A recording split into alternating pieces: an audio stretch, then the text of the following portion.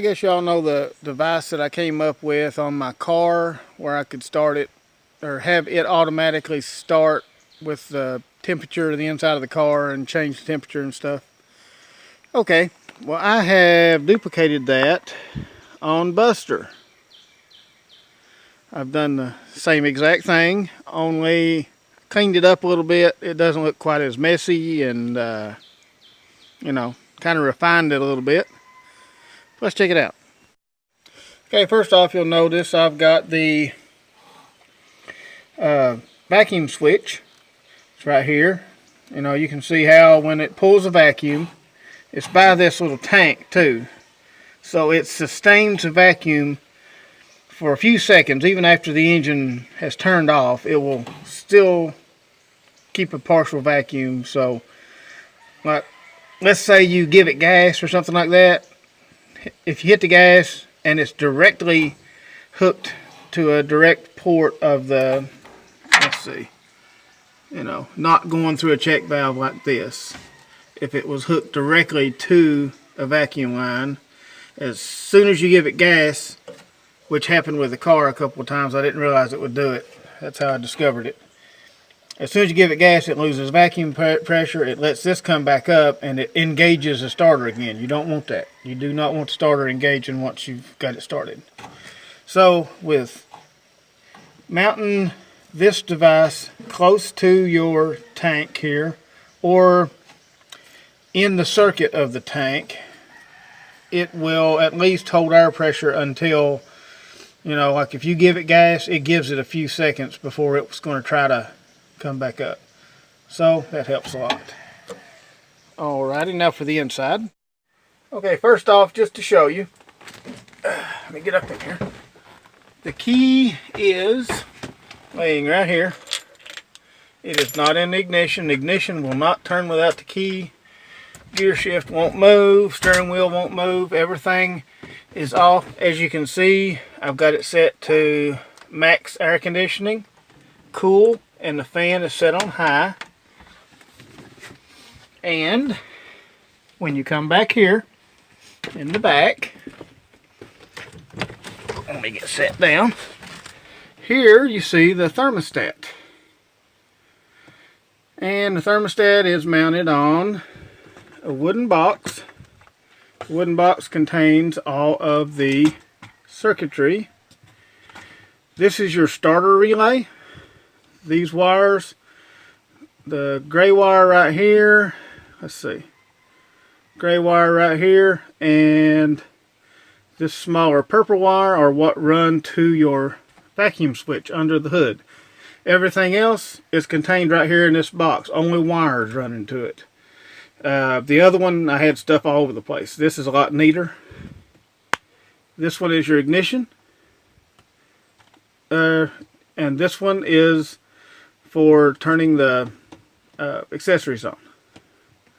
So, okay. Now these wires, of course, run down to the thermostat itself. Okay. And this is just a standard thermostat. But it's not intended to work like this, but it does. Okay, now let's say it's 81 degrees right now inside of the van. Put it on cool. You can hear the van started. The air conditioner is blowing. Okay, I can even feel it right here. But I'm going to have to run some air ducts back here. And I think what I'll do is I'll put an air duct blowing out right here. And if I can figure out how to get it back here without intruding on everything, I'd like to have one blowing out over here somewhere. I'm not sure where all that stuff moves, so okay, I think one up here might be good. I don't know, but let's say the AC compressor needs to be replaced. I figured that out today. Unfortunately, I don't have a good AC compressor, but I will have. I've already picked one up from a junkyard. Okay, let's say it has gotten I've got it set at 75. Let's go up to above the temperature it actually is.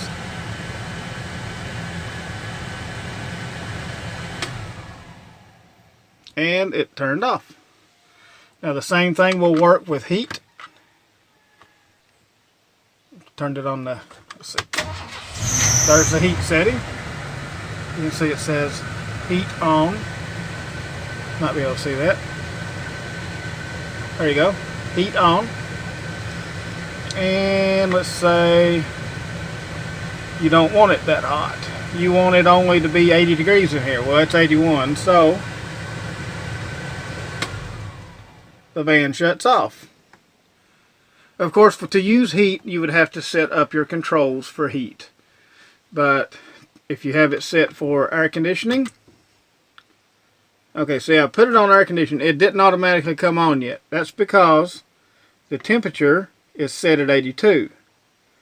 Okay, let's set it at 80. See, it's actually 82 in here. Let's set it at 80. And cool on. And the engine is running and the air conditioner is conditioning. So it works. That's my little invention I come up with. Not overly complicated, really. Just a few wires, a little bit of hot wiring of the van, a little bit of vacuum switch magic, and you've got a completely automatic air conditioning system that runs off of your engine. And your engine doesn't have to run all night, which is really the plus side of this. Okay, what would be the benefits of this thermostat start system? Well, there are several benefits to it. It's not very hard to do, and let's say, I mean, it doesn't just have to be in an RV. You could put it in just a regular car, and let's say you regularly leave your cat or dog in the car, or even your child, which you shouldn't leave your child anyway, but let's just say, you know, you're going to leave something that's alive inside the car, or even your groceries or something like that. You got to run in somewhere. You're going to be in there for 30 minutes and it's 90 degrees outside. You don't want your groceries to run, but you don't want to leave your car running for a half an hour. You know, sitting down there by itself running. Key in the ignition, ready for anybody to jump in and take the car and your groceries, you know. Well, with this system, just set your thermostat to whatever you think would be good for the dog, groceries, whatever you got. And the car will maintain the temperature, ignition, the steering, the gear shift, everything is locked. You can lock your doors, and it will just sit there and do its thing. You won't have to worry about it. You know, all your, your car is still secure, and it's still cool. You know, your pet's not going to die. Your ice cream's not going to melt.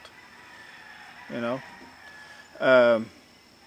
or if you're in an RV and you're at a place where you want to explore and you have your pet with you and they don't allow pets, or let's say your child is with you and they just don't want to go, or it's a place that you can't take them or whatever, you know, if they're going to stay out there with the RV, you don't want to just leave them with a RV running with a key in the ignition, sitting there running for an hour, hour and a half while you go do your exploring.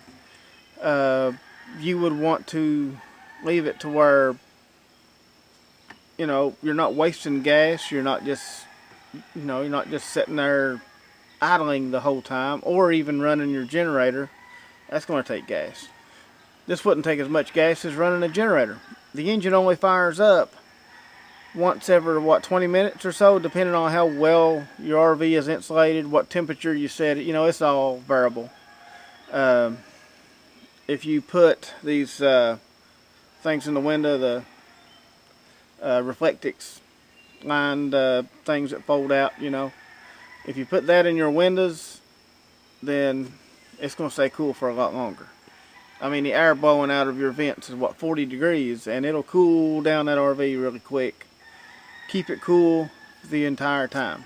So, you know, or your car. It doesn't have to go in an RV. This is universal. You can put it in anything. But anyway, that's my little thing on that. Let me show you why my AC is not working. Okay, you can see the compressor down there.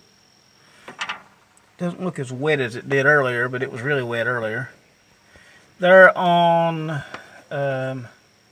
this corner of it, you can see a little bit, it's still wet. That was the oil charge that I put in it. Pretty much just came out and just pretty much wasted. So I've got to put a compressor on, which really is not that bad. Looks like there's a lot of stuff in front of it, but actually if you're getting at it from the bottom, there's only 4 bolts there. There's an electrical connector on the front there, and you have these connections that go around and go in the back. And over here I have, the new one is very expensive. Over here I have a used one. It's for a 306 cylinder. And the guy that I got this from guarantees his stuff to work. And if it doesn't work, bring it back. He'll either refund you or give you another one. I would want another one. I won't want my money back. If I wanted my money, I would have kept my money. I want a compressor. But anyway, he's really good about that. But I do have to get it vacuumed down because, of course, he can't warranty it without it being vacuumed down. I understand that. I also went ahead and the van was the old R12, and I changed out some fittings here and converted it to the 134. And I have the 134A here. Just a few cans of it. And that one's empty. That's the one I wasted. There we go. And that should charge him up. There's my air breather. Got that off because you have to take that off to get to everything. Anyway, I think that's going to be my little video today. I may get to putting that compressor on tomorrow so I can actually have real air conditioning. That will be nice. It used to blow really, really cold. This thing used to blow cold until that right there, right down in there, went out. It would freeze you out, but now it won't. But it will again soon. And old Buster will be cool in more ways than one. I think he's pretty cool as he is. But thank you for watching, and I will see you the next time.